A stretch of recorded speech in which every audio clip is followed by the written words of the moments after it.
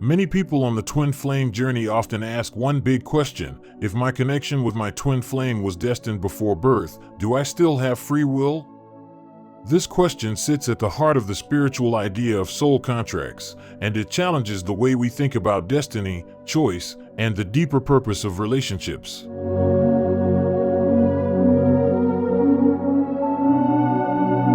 A soul contract is thought to be a spiritual blueprint, a kind of agreement made between souls before they incarnate on Earth. This blueprint is believed to guide the connection between souls, ensuring they cross paths at precisely the right time and under the right circumstances. This can explain why the meeting of twin flames often feels so fated or destined, as though an invisible hand has been orchestrating events behind the scenes. According to many spiritual traditions, soul contracts cover not just relationships but also major life events, challenges, and opportunities for growth. Believers say these contracts can even outline who our parents will be, where we're born, and which difficulties we will face, all designed to help us learn specific lessons and evolve spiritually.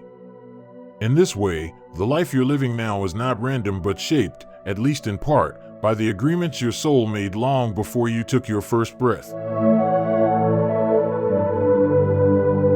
In the case of twin flames, soul contracts are often said to bind the two halves of the same soul together before birth.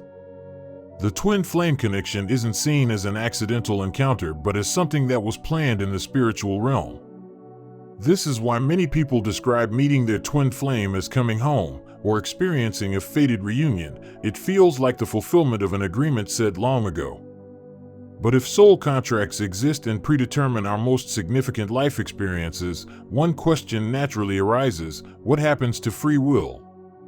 Do we truly have any freedom if so much of our life has already been mapped out? This is one question with no easy or absolute answer, but it's one worth exploring deeply. Soul contracts may be a powerful force, but they do not necessarily undermine our individual choice and free will. Human life is fundamentally built on choice. Every day, we decide how to act, how to respond, and which path to take. Even when a soul contract guides a twin flame relationship, it does not mean the people involved are controlled like puppets.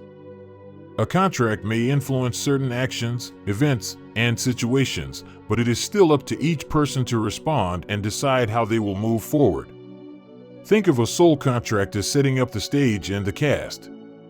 The script may outline key themes or pivotal moments, but the actors still improvise their lines. Without that freedom, there would be no growth, and spiritual growth, the very purpose of these contracts, comes from struggle, mistakes, and lessons learned. Free will is what gives us the chance to make choices that shape our journey, and those choices are what transform a theoretical blueprint into a lived reality.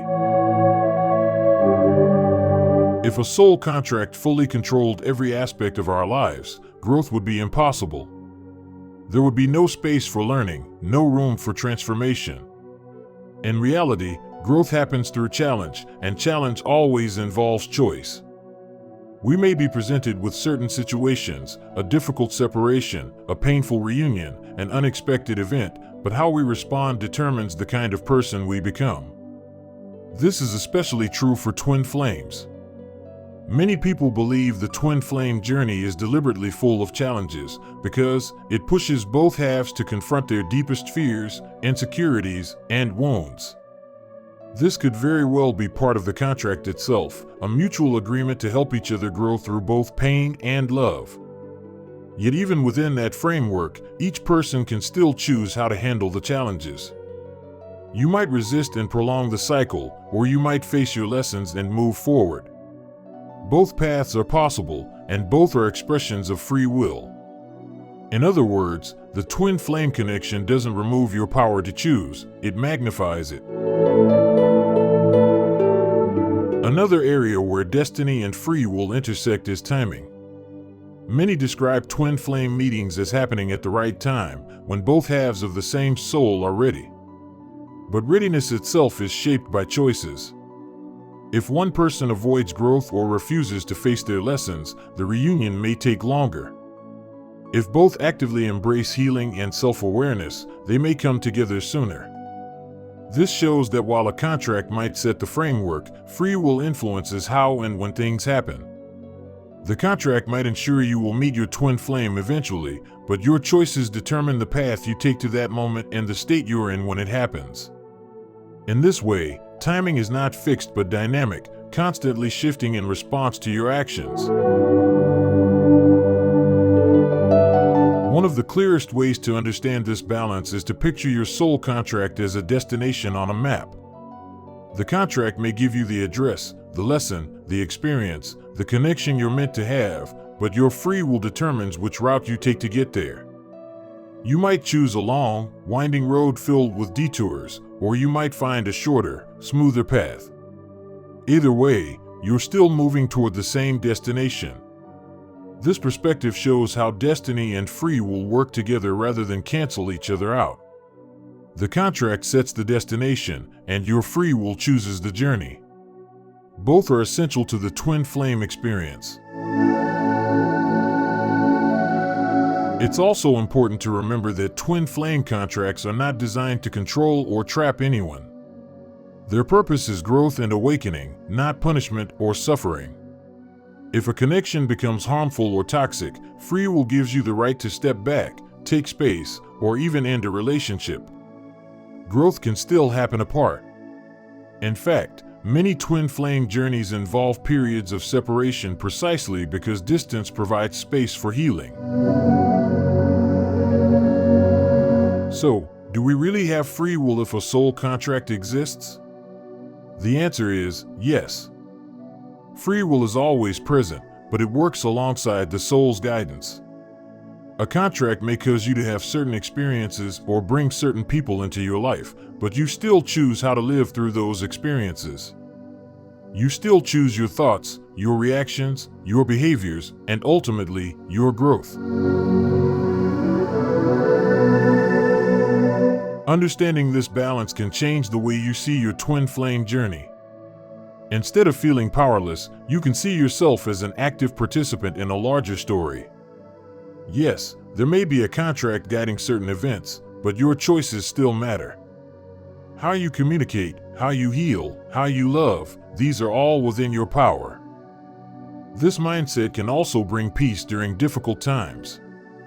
Instead of asking, "Why is this happening to me?" you might begin to ask, "What am I choosing within this experience?" Or "How can I grow from this?" Such questions move you from victimhood to empowerment, from passivity to conscious participation. Ultimately, the twin flame experience is less about fate controlling your life and more about co-creation. Your soul sets the stage through a contract, but you co-create the story through your free will. Both forces are essential. Without destiny, there would be no meeting. Without free will, there would be no transformation. When you recognize this, you can approach your journey with both surrender and agency. You can trust the bigger plan while still taking responsibility for your choices. So, do we really have free will if a soul contract exists? Yes, but it's free will within a guided framework. The soul contract gives you the destination, but your free will decides the route, the pace, and the scenery along the way.